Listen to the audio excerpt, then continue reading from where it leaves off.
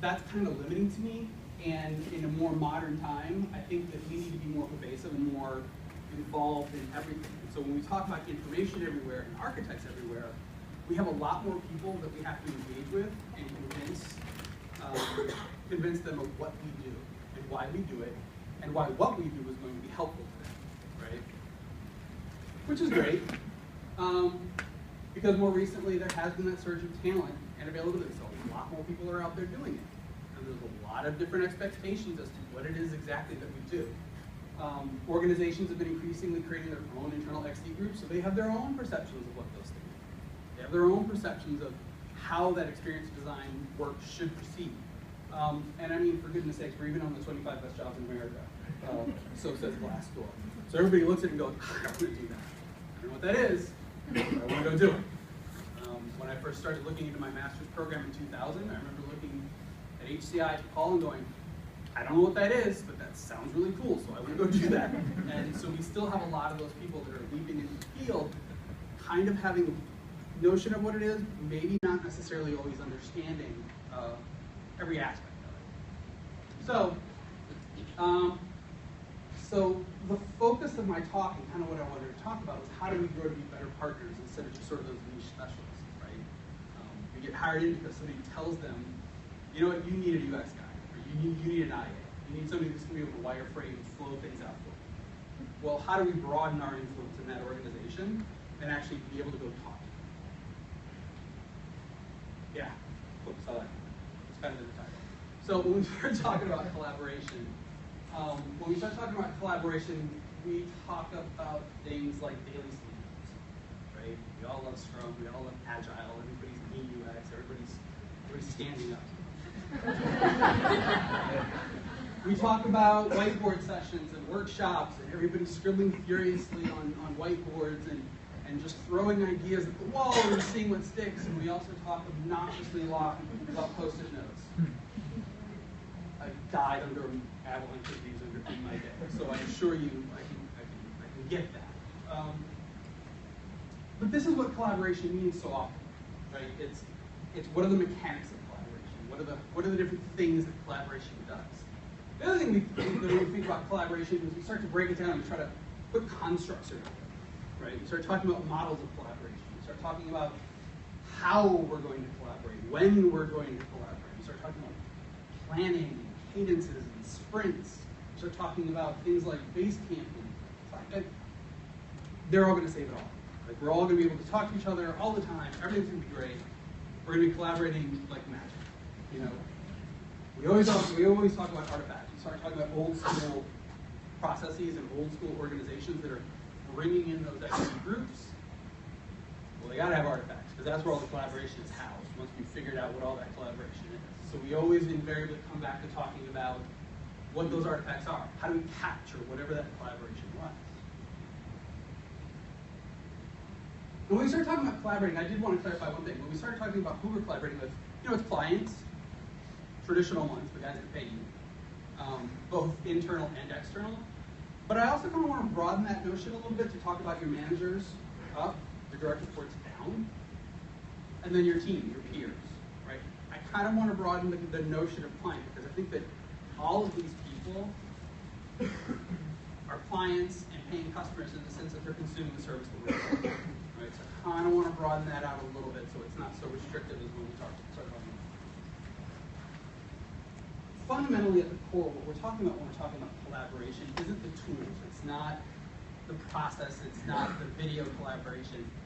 It's soliciting and extracting knowledge from those people that we're working with, actually establishing rapport. You know, there's this, the soft skills. Right? When I'm a manager, when I start talking and evaluating junior talent for what they'll be able to do, how they'll be able to perform, we start talking about this magical, mystical thing called soft skills, which is how well can they present and present themselves with a client, with their team, in a way that they can actually facilitate something, right? So when we're talking about collaboration, the magic kind of word for me is about relationship. We never sort of give relationship enough due credit when we're talking about collaboration. And ultimately what we're talking about after that is trust. You can't really have a relationship, you can't really collaborate unless you've established that trust with whoever it is that you're collaborating with. So I kind of want to boil it back a little bit down to those levels.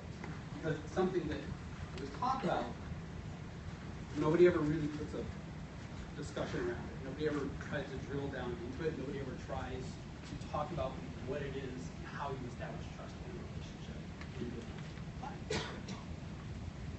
So the first thing I kind of wanted to talk about was the setting and management of expectations. No, it's basic. Bear with me. Because I don't think it's done well enough, and I don't think it's talked about often enough. Because we're always all talking about post-it notes and whiteboards and stand-ups and scrums and this and that and the other. I have to disclaim something before I show the next thing. Because when I started thinking about this chat, the video clip that I'm about to show was the first thing that sprang to mind. It is a clip from Star Trek, Next Generation. And I will just assume for a moment that you guys don't know Star Trek. But basically, there's going to be two characters you see. One is Scotty from the original series, named Kirk, Spock, 20 years. The other guy that you're going to see is Geordi LaForge. They're both the chief engineers, one from the old school, one from the new school, and they're going to have a conversation. I hope the sound works. Do you mind a little advice? Starfleet captains are like children. They want everything right now, and they want it their way. But the secret is to give them only what they need, not what they want. Yeah, well, I told the captain I'd have this analysis done in an hour. How long would it really take? An hour? Oh, you didn't tell him how long it would really take, did you? Of course I did. Oh, laddie, you've got a lot to learn if you want people to think of you as a miracle worker. So, a few points of clarification. Don't treat them like children. Starship captains you may think they're children, don't treat them like children. Second of all, don't lie.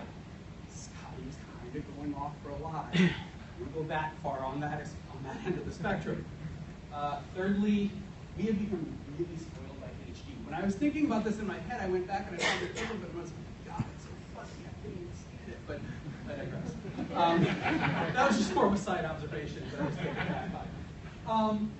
So, when we start talking about expectations and what we saw in the clip and what we saw in the scene was two very divergent approaches on expectation setting, right? Scotty's over there just saying, I'm going to blow so many smoke and mirrors that you won't know what's happening. You're just going to know that it's all going to come out okay. Geordi is very factual. He's like, this is what it's going to take.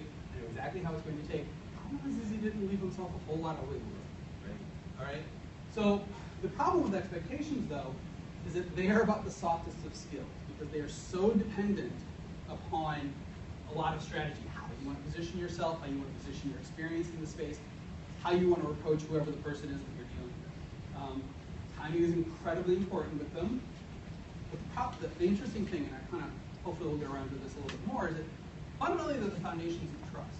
I don't build trust unless I deliver on the expectations that I set. So properly setting those expectations is very critical. And invariably we get too quickly into promising things that we can't deliver on, and we invariably have a weak foundation of trust, right? So they're true in just about everything in life as well, not just UX and clients.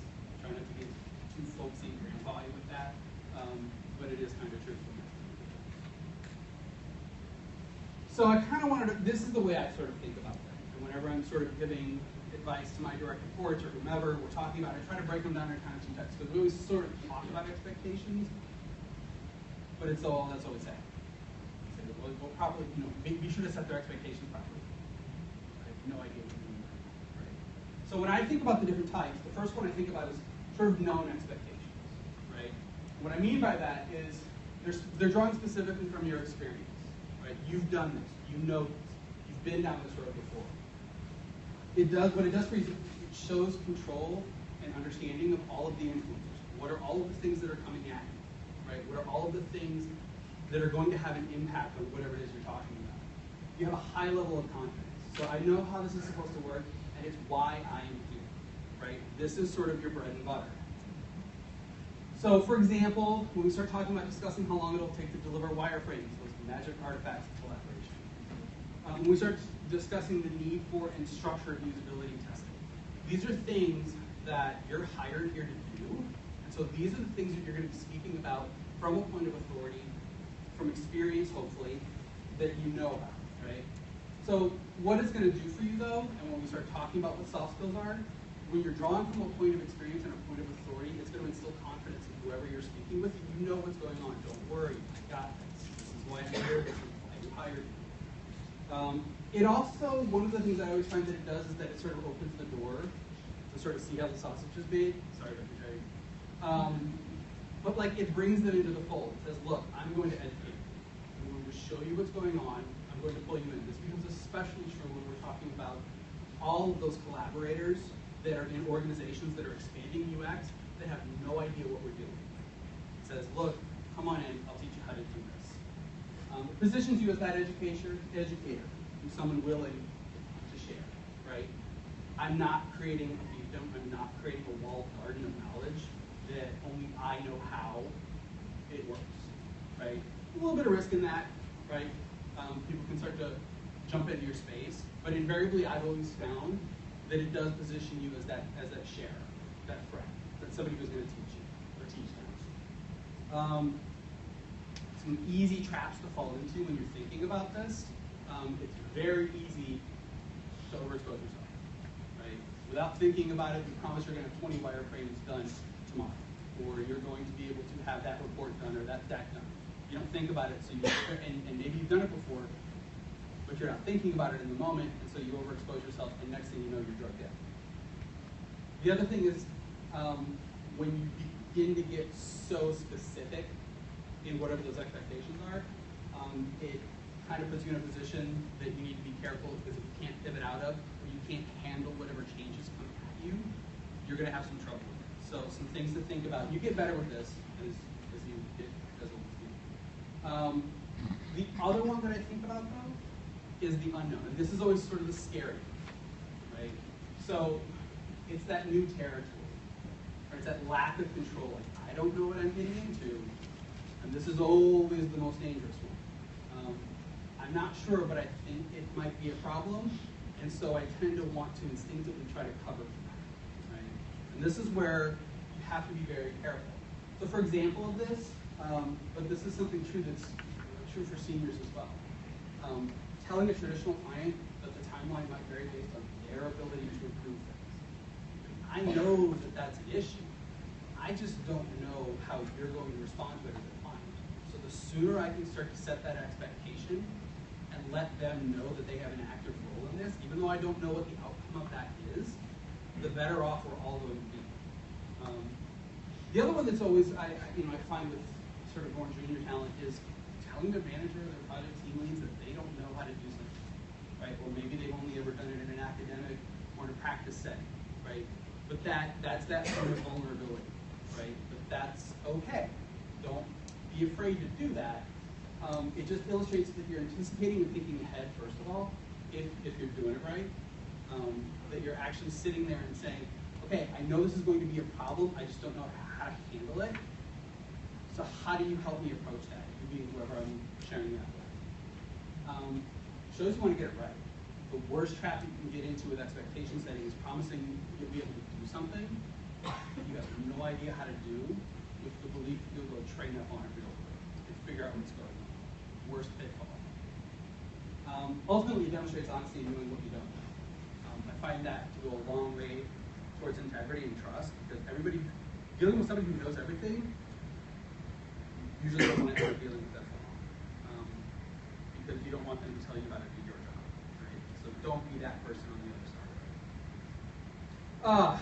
One thing to be afraid of or think about when you're doing it, don't be apologetic about it. The thing that I always hear about with hedging, hedging is one thing, disclaiming everything just makes excuses. The more you sort of apologize for what you don't know, the more you sort of apologize for what you think may be happening, the more it just sounds like you don't know anything. out there once, say, I'm not sure how this is going to go, then dive in. Say it once, move on. The thing about managing expectations and what it will take us to in the next part of the conversation is that ultimately they buy you time. What do I mean by that? If I promise to do something right away or in a timeline that I think you want, it doesn't really allow us the opportunity to actually collaborate, which is the core of all of this. When I set expectations properly, I'm not simply setting myself up to deliver on a promise.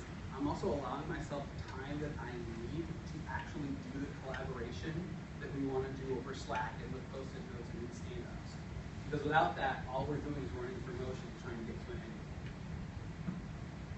Ultimately, though, that does break down into trust. So when I talk about time and I talk about expectations, ultimately all of this is driving towards trust, and that's the whole point. If you can't collaborate with somebody who you think is just going to completely not understand what you're doing or not understand what they're doing worse. So, the next thing I wanted to talk about in the context of collaboration is contextual inquiry. Bear with me, for those of you that are done. So, for those of you that haven't, a brief overview, it's an inspection method for users to figure out their workspace, their work habits, their process. So if you're doing initial research, you're doing findability on their behavior, interviewing users in the context of their use. So you might do a cubicle. Somebody who's doing a call center experience, you might want to sit with them while they're in the call center and track everything that they do. It focuses on observing users in their comfort zone of where they're comfortable, how they do what they do. You can gather a variety of things. It's not just specifically about the interface that they're working with or the environment that they're working with. It's a bunch of different things. There are follow-on activities to that initial contextual inquiry research that has to do with interpretation, consolidation of all of those findings if you're looking across multiple users. I'm not so much focused on that because that's a means of breaking sort of down all of the information. What I'm sort of interested in is that upfront behavior that you're having with the users in their workspace. Usually, when we're doing this, we're focused on the end user. We're focused on whoever's going to ultimately be the consumer of the experience that we're designing. We're concerned with acting usually as an advocate for users' needs, right? We may even see ourselves as that defender. Like, I'm there to protect this user and to make sure that they get everything that they need, to make sure that everything that we're about to build satisfies their needs, their challenges, their dilemmas, right? The problem with that is that, unfortunately, a lot of the time, sometimes I see the clients, in this case, sort of the traditional people of the business, being a barrier to the end users. Sometimes it can actually get combative. I've seen a lot of UX people walk into a space and say, I'm here for the users. I'm here to represent them. You don't know anything about the user. Let us go figure that out. I know, touchy subject. The problem with that is that it invariably sets up that wall. It sets up the us down. And that's the thing that kills.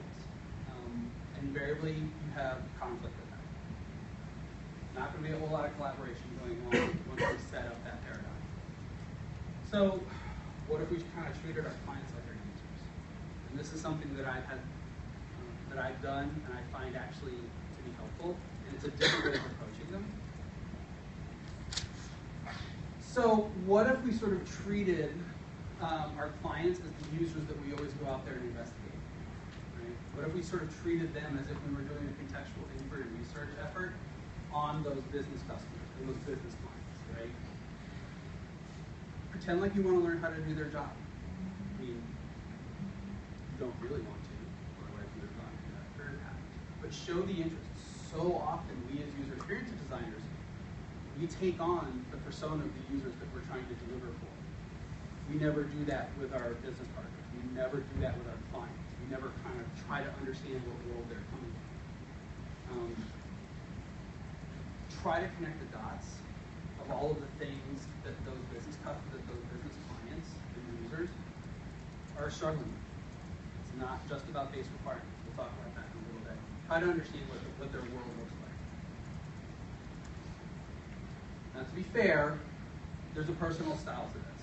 Everybody has to sort of find their own. I tend to be a smart ass and drop inappropriate jokes on occasion. That's fine. Whatever your world is, however you want to do it.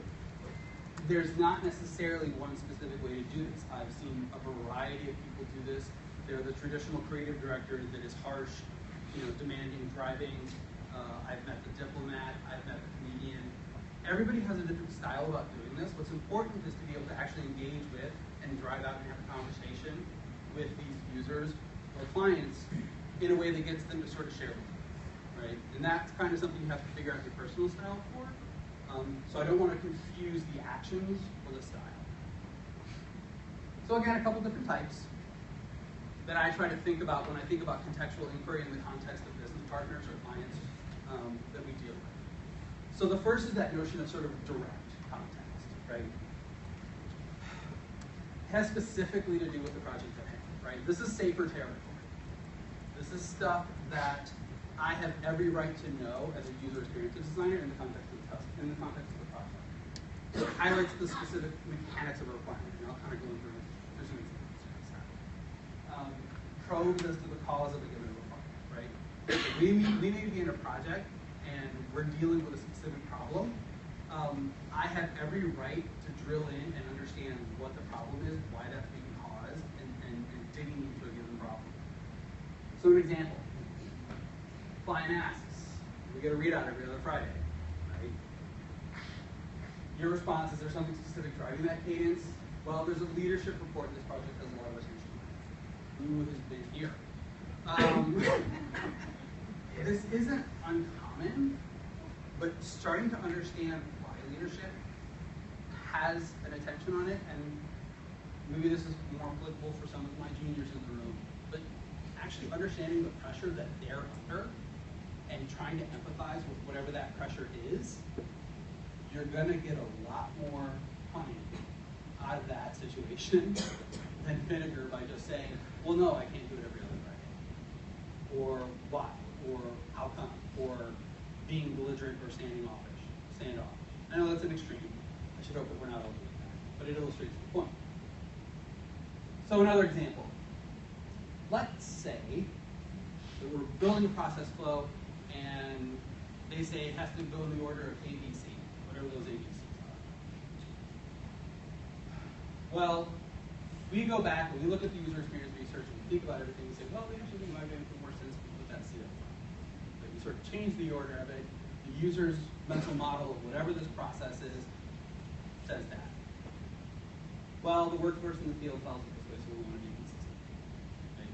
These are, again, direct and sort of contextual questions. Well, okay, you're telling me it has to be this way. I think it should be this way. Break that down a little bit more.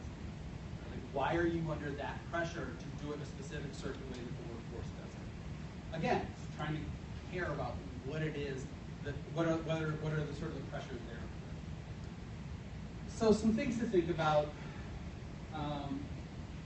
These impact your work, so don't be afraid to ask the question. Right? This has a very tactical impact on whatever it is that you're trying to design.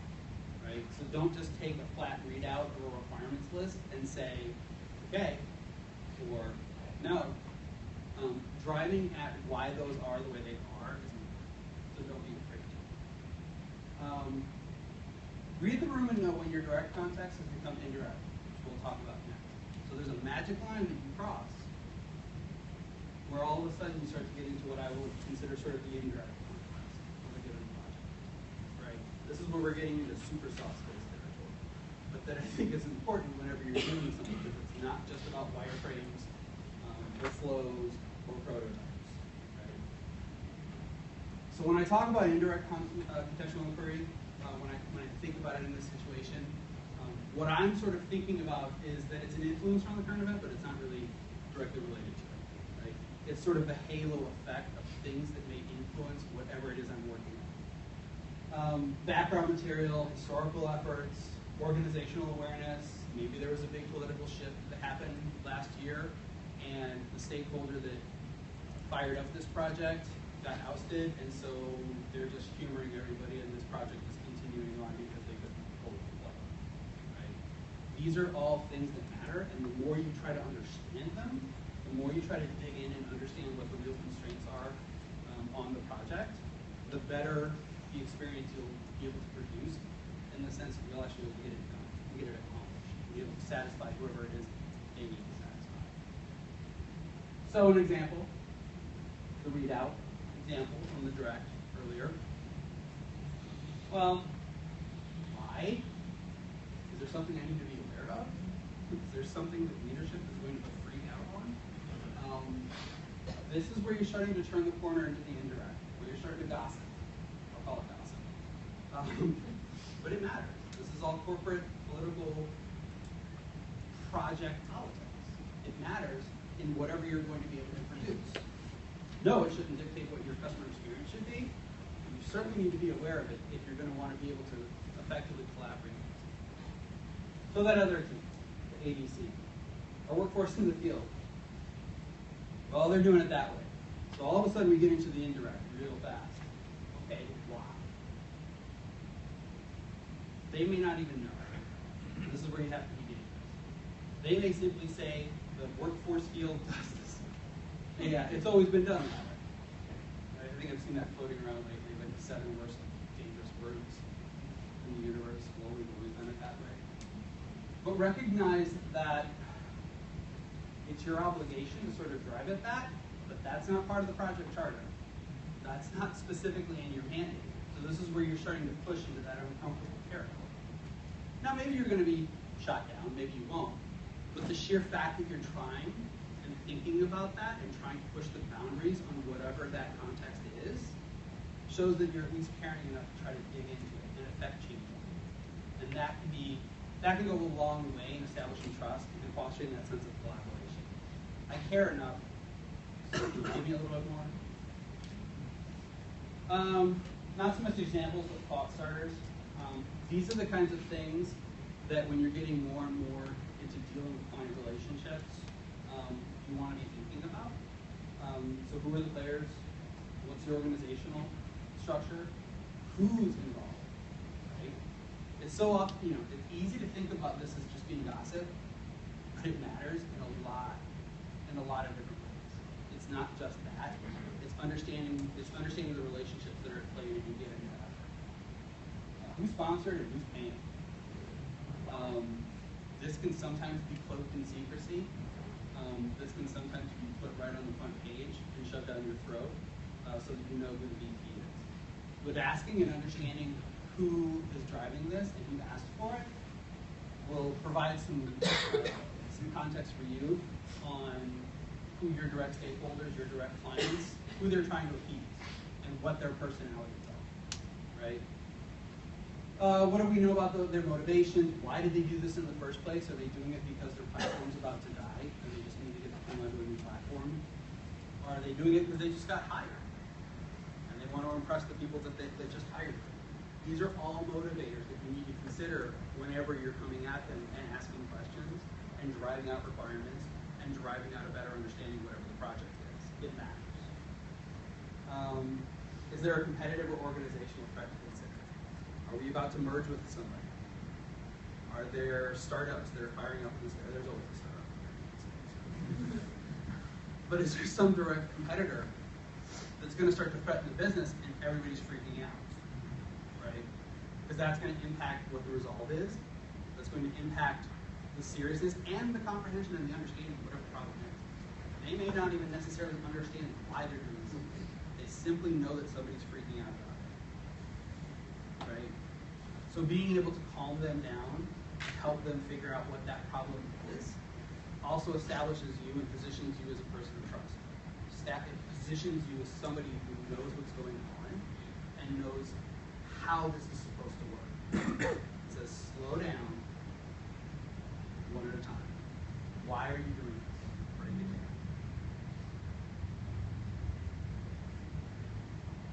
These are a little bit more sensitive. Be careful with them. They're not usually something for a meeting agenda item. You're not going to want to sit there and convene a meeting with 20 different people to sit there and go, hey, so why is your boss pissed off? Oh, great, we're not broadcasting, so I can they're gonna be kind of better for one-on-one situations. The hang back after the meeting, the lunch. We talk about lunch, drinks, cocktails, whatever. We're not doing it because we want to get a free drink. Though that's nice. The point is to try to get them one-on-one and to dig into some of that understanding. Right? There's a reason that people do that. It's not simply because they're social, because I'm not. I'm an introvert. Honestly, I swear. It's because I actually want to try to draw some information out of them in a situation that they're not going to be as threatened by, right? And you're going to get a little bit more information directly about the project. So when we start talking about collaboration, it all comes back to, if you rely solely on a workshop, whatever that thing is, to get true context and to get true motivators for a given project, that's usually where I find projects fail. Or if you're in agency land and you start doing pitch work, that's where it'll fail, because you don't really have a true sense of whatever's going on. It's because nobody did the homework and actually tried to suss out what the indirect sort of motivators were for this. What's the real ask we always hear? An RFP can say do one thing. That's not what they want. What they wrote in the RFP, but that's not what they want. And if you actually start to dig in and understand and try to figure out what's going on, you'll find out what they really want. And it's something that they can't write down because that'll bust them, or that'll get them in a lot of trouble, or it'll show their hand to somebody that they don't want to show to.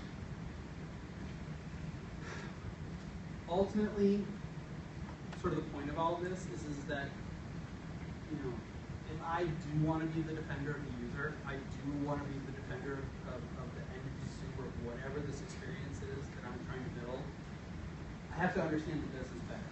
Not just the plumbing of it, not just the history of it, not just how the supply chain works, but who's running the organization. Why it's being run the way it's run. Understanding all of those drivers, and not just the user, is what's going to be able to allow you to actually be able to have a collaborative session and actually be able to establish and build some trusted relationship with them. And that's ultimately what's going to be able to drive you to a better experience. Old axiom, it's always true, but the best design experience in the world isn't going to help anyone they've never seen. You can build the best experience that a user has asked for by contextual inquiry, usability studies, prototype tests. If the business isn't satisfied, and I don't want to pander to the business, I'm not trying to sell my credit here. If you don't want to pander to the business, but they pay for it, they're getting it out the door. So finding the middle ground between your users and whatever the business objective is ultimately very important to be able to foster that sense of collaboration. Feel like I flew through that? That's me. Any questions?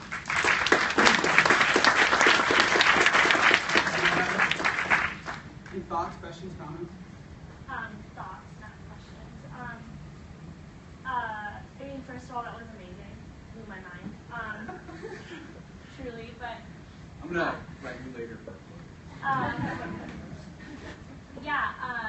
I think, like, I just wanted to add that this is something I think I truly believe in, and thank you for preaching to the choir, because it's so necessary.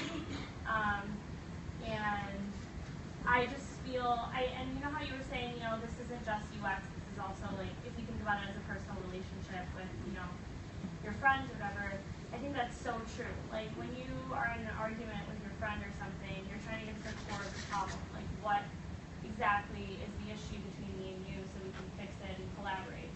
And exactly, that deals with the relationship and trust. And when you pull that into the business world, as much as people say it's professional, you're still talking to people, and you're still fostering relationships. Yeah. So. No, thank you. I think, you know, it's funny when Trina asked me if I wanted to speak, I was like, I can do a thing about Acture, I can do a thing about this, I can do a thing about that. You know, those are all tactical experiences that we have, and you break down those things, you use all sorts of data analytics, and have all sorts of fun there. But as I started talking to people about the talk I wanted to give, it was like, nobody ever talks about this stuff. Nobody ever talks about the soft skills, even though it's something that we constantly look for juniors to have, or you know, when you think about, well, can they present to the client? I don't know. They're going to be able to have a conversation. So these are the kinds of things that, we sort of never talk about, or we talk about in broad strokes, but we never try to break down. This is how I break them down. This is how I think about them. Maybe you think it's crap. I don't care. Well, I do. Well, sometimes tough love, Trent. Tough love. What I do encourage you to do, though, is think about it in whatever way that makes sense. Break it down. Actually try to stop and think about it. Right? Because the problem is the only time you ever think about it is when they walk up in front of you and say, okay, so how long is it going to take to get to wireframe something? And you're like, a week. And then you keep running. And you never stop and dissect whatever it is that pulled you to that opinion. What did it, why did you come out with that number? And it's not just a tactical skill. It's factoring in that time, it's factoring in that opportunity to actually make discussion. A lot of what you're talking about seems to relate to organizational barriers in a way. I'm wondering if, say, the business development or account management side of the house is talking much to the designers, because having been on the biz dev side, I would have loved it if designers or developers were asking questions like that, because those were the kinds of insights. I mean, that was our stopping trade in that field. How do you see people kind of crossing those bridges much? If they're doing it right. And so that's why I kind of want to, normally we start talking about, we get all fired up about wireframes and process and, whatever Bruce's saying today or whatever, all of which are great. But we spend so much time focusing on that tradecraft aspect of it, you kind of forget that interpersonal aspect of it, which can't bring tradecraft to bear unless you know what you're bringing to bear on or informed by it. So usually in my world, and God help me after doing more client engagement lately, maybe it shows, is trying to impart to junior practitioners that notion of asking questions, taking the time to understand the person, taking the time to ask the question. So it is a big challenge, and I've seen it at organizational scale of thousands, and I've seen it at organizational scale in internal agencies where to your point, you have biz dev, you have client engagement, you have project management, you have technology running around, and they're all firing at each other just as badly as anybody else, as you might be for clients, and that's why it's sort of a team there. So I think that it's true, and the more I can sort of push it downstream and the community ranks, the better off it will be to sort of drive that force on. Because it is true, it is working. Are you doing any sorts of experiences or immersions with that junior talent to help them build those skills? Usually I do it in the context of design reviews or meetings when we're actually doing, I don't know, you could ask Amanda, she's on my team, but go ahead, slide down. But whenever we're sort of in a meeting, we're doing a design review, we're doing a requirements review, I try to chime in with those things and sort of say, here's why we're doing that. So some of it is bringing home some of it and sort of, hopefully leading by example. Some of it is whenever a design review is brought to me, asking the questions that I feel they should have been asking. Not just the requirements questions, but the, okay, well, why are we doing that? So some of it is, God help me, but some of it is it's spending the time. It's actually spending the time to sit down and work with a team and force them to think in a way or answer questions in a way that drives them. Does that help? I saw you first. So kind of in that same vein, like if you're not part of a team, if you don't have somebody to mentor you through those steps, how can you level up with setting expectations and really getting better at these skills on your own? Yeah, so the question was, how can you do it on your own if you don't have a mentor? How can you force the issue? That's tough. I think the biggest thing is well, how to force the issue. Sometimes you may consider yourself or you perceive yourself as being needy. That's always a risk. We start talking about those soft skills. We start talking about being squishy. But if you presented something or you presented work, and again, in the same way, in the context of a meeting, everyone's going to be like, oh, okay, well, that's kind of cool. Why don't you think about that? Afterwards, go and talk to one of your peers straight away. Go and talk to if you have a lead there, go talk to them. Pin them down. You know, the way I was talking about the indirect context, one-on-ones. Just say, look, what do you think? Is there a different way of asking those sorts of questions? Because nobody wants to be the mean guy and say, well, that really sucked, or you didn't think about that, or whatever. But saying, usually when I lead with asking for feedback, it's like, I'll simply say, you know, tell me how bad that was. I sort of set the bar really low for them. So it's like, tell me how much that sucked. And they go, oh, no, you got it. And then let them sort of find their middle ground. But sort of put them at a position of ease. And then hopefully they'll open up a little bit. But it's hard. It's hard finding teachers that will actually do that. So I had two thoughts. Sometimes I'll have some, and I've always just done internal client work, so internal clients who will sort of offer up that information at the end of the meeting, and I know it's very much like a usability study. It's like your job at that point is to be quiet and to take in all the information you possibly can. I've always thought about it as a therapist role. Yeah. Just like, so tell me how you feel about it. Yes, yeah, I feel like that sometimes. And then the other thing that I found helpful is like in terms of knowing business perspective.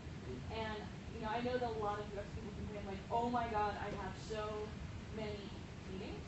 But things like, you know, I have product team stand-ups, you know, these town halls, these things like that. I try and use them as learning opportunities to know what's important to that client and what's important from a business standpoint. So then when I stand up with like a product owner and say, you know, we have these priorities and anything shifted, you know, based on what I was hearing in the town hall, I can kind of speed up that conversation as well. That's a good point.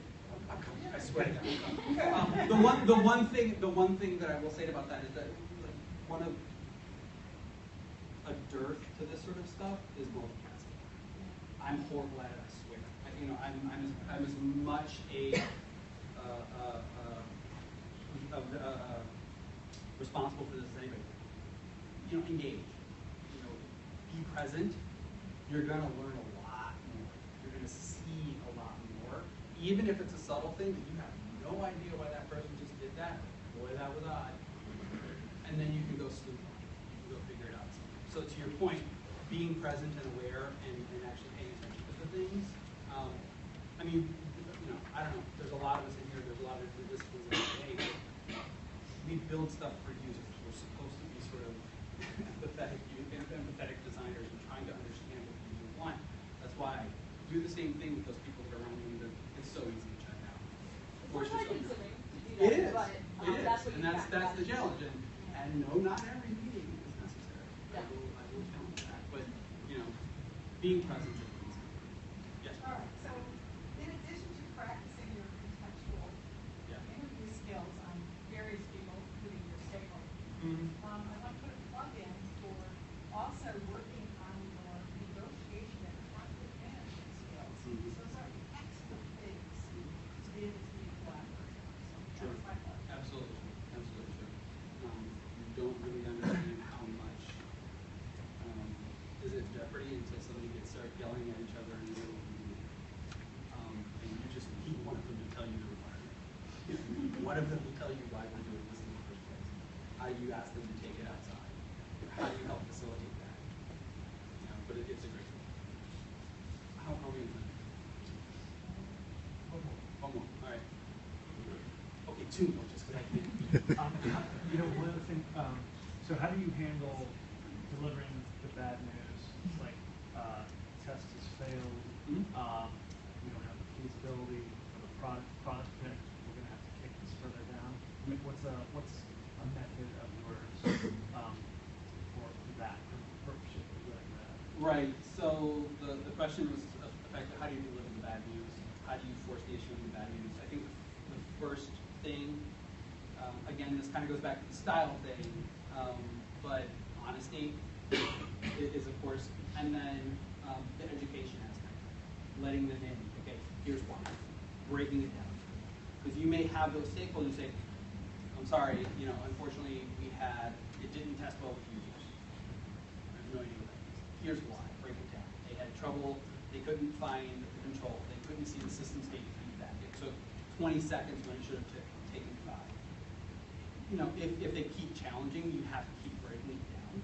but keep doing so in a way that sort of takes them in as an apprentice and educates them. Right? Bring them into the fold, don't set them up as an adversary, set them up as an apprentice. Right? That's always been sort of my way of handling it, as a means of sort of breaking that bad news. Right? And sometimes they won't care. And sometimes just don't apologize for it, keep holding your ground. Maybe you'll win, maybe you'll lose, but the second you back off of it and say, oh, well, okay, it's not that bad, it's not that bad, it just sets them up for understanding that, okay, well, the next time he tells me this, or the next time she tells me this, maybe it's not that bad, right? So, it's tough. That's where your style comes in, but that's always been sort of my trick, just to keep moving. All right, one more. Yes, sir. How do you recommend maybe to a junior level designer when they're in a situation where they are asking questions and they are trying to change the traditional reason, but the other person is being stubborn or unwilling to do whatever? Recognize when to back off. You can keep asking the question all day long, and once you've recognized that they've dug in their heels, back off. Come at it from a different direction. Go talk to one of their peers. Go talk to somebody else on the side. And again, that's some of that experience aspect of it. But it isn't. It is important to know when to back off. That isn't to say that you shouldn't come at it again from a different direction. Right? So you regroup. You figure out what are some different angles that I can take, and try to catch them in a different situation. Now, usually, and that's why I put in the notion of the one-to-one sort of time, I've found that people, even if they dig in their heels in the one-to-one, they'll, and in my experience, they'll be more open to sharing why they're digging in their heels. So in that situation, they can provide you more fodder to counter with, or to understand what their problem is, and to hopefully counter with. But if you're doing it in the context of a stand-up or a staff meeting or something, they're gonna save face, they're gonna hold ground, and they're gonna defend. And you need to just step away and get it into a different situation. Is that fair? Good help? Good? Good. Thank you, everyone.